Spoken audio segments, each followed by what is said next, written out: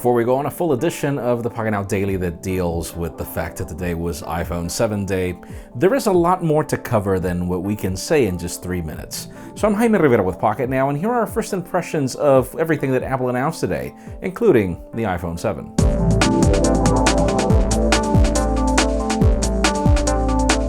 You know, we usually don't begin videos with the hottest news, but man, Super Mario Run. We've been waiting for Nintendo to launch any sort of Mario on mobile devices, legally, because I know you can't emulate them. This is a new approach though. The whole idea of Super Mario Run is that Mario runs on his own, and then you have to tap to make him jump. How hard you tap, how hard he jumps.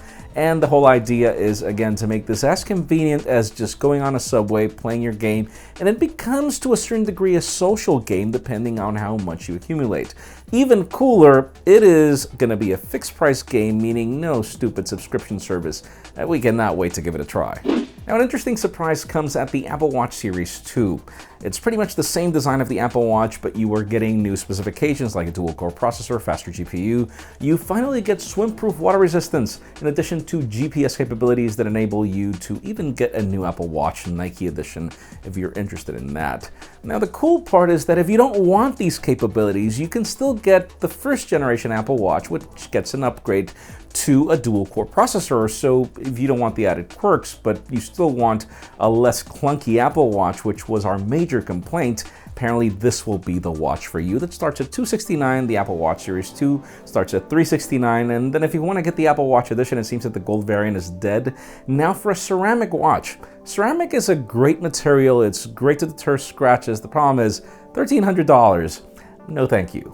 Apple has also taken the stage to announce new AirPods. And obviously when I tell you about the iPhone 7, which I'm leaving for last, this will make sense. We're going through a Bluetooth headphones here that, well, they look like EarPods with new AirPod design. There's new microphones here. There are actually no buttons in these headphones, but you can still interact with them through tabs for you to enable Siri, for example. The cool part here is that there is literally no pairing to be done. You simply pull them out of the box or their case, they will automatically detect your iPhone, and they will sync that pairing through iCloud to the rest of your iOS devices. They will detect whenever you take them off because they've got an accelerometer, so whenever you take them off or you just use one of these AirPods, you will be able to use it as a Bluetooth headset whenever you want to, or stereo whenever you want to. The sad part here is that apparently there are no ear wings, and I have a serious case of having EarPods fall off my ear very easily. So you can already imagine what $169 will get you and how easily you might lose them.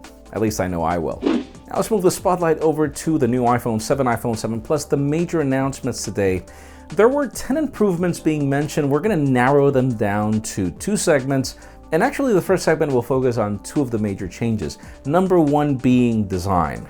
There are some major design changes here, starting with the color options. There is this new jet black color that is gorgeous. It is simply gorgeous, but buyers beware. If you notice the fine print, apparently it will be susceptible to scratches. We cannot wait to review it. But there are some other major changes. There is now IP67 water and dust resistance, finally Apple, in addition to a new Force Touch Home button, meaning there are apparently no moving parts here. Everything works through the new Taptic engine. In addition to this, we are also getting a new play with the stereo speakers. It's actually the bottom speaker with the top earpiece playing stereo, which is great. And because there is the death of the headphone jack, apparently there's going to be more space for that to be done. Now, Apple made a major deal about performance with its new A10 Fusion chip. We're going 64-bit quad-core for the first time ever. Apple has stuck to dual-core forever until now. The idea here is that 2 cores will be doing the heavy lifting. The other 2 cores will be the ones that will be used whenever the phone is just doing email, for example. The cool part here is that you're apparently getting 2 extra battery life hours in the case of the iPhone 7, in the case of the iPhone 7 Plus, which already had great battery life. Well, you're getting 1 extra hour. Now, Apple made a major deal about its new display. Apparently, it is still IPS, but you get the wider color gamut that you currently already get on the iPad Pro 9.7-inch. We assume that it's the same technology here. And yes, you do get better color reproduction, but the problem is for those of you that have used the iPad Pro 9.7-inch, you will know that blacks aren't really well represented from the side. They kind of look red. Hopefully that will not be the case with the iPhone, mainly because you still get the 750p and 1080p displays that you've seen before, just with these improvements. We will see at our review. Now finally, the hottest news today, believe it or not, have to do with the phone that I always ignore, the larger iPhone 7 Plus. In the past for me, optical image stabilization has never been enough, and this time even less because you get OIS on the iPhone 7, but this iPhone 7 Plus has a new trick with this dual camera. The wide-angle lenses are the same between iPhone 7 and iPhone 7 Plus. The difference with this larger iPhone is that this is a telephoto 56mm lens. So in addition to being able to get the same performance like you do with the iPhone 7, there is even f1.8 aperture here on both iPhones. The difference is zoom. You get 10x optical, well, not really optical, but should we say there's a play between software here to provide you with 10x zoom. Apparently Apple is doing something major with software here to pull that off. Apple is even teasing a new portrait mode for the camera that we won't be receiving when the phone launches. Apparently, that's a software update in the future. The whole idea here is to get better shallow depth of field with the iPhone, as if you won't already be getting it with the f1.8 aperture. There's a lot coming with these cameras, and it's a major reason why I'm looking forward to the larger iPhone 7 Plus. Now, even though the price points remain the same, we finally start at 32 gigs of storage. Thank you. Then the other option is 128 gigs and 256 gigs. If you want the jet black color option, it only starts at 128 gigs, which is okay, you're not forced to it. But it leads me to the question of this video.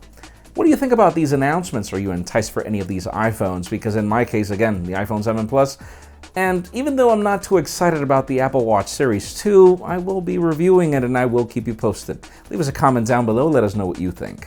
Friends, that is it for this video. Thank you very much for watching. If you want to follow up on everything that we are about to review, which is a lot, make sure you follow us on social media and hit that subscribe button down below for more videos like this one. You can also catch our videos on Vessel, vessel.com/Pocketnow, and follow me on Twitter, Jaime_Rivera, or on Instagram at Jaime Rivera. Please give this video a thumbs up if you like what you saw. I am Jaime Rivera. Thank you very much for watching. We'll see you tomorrow.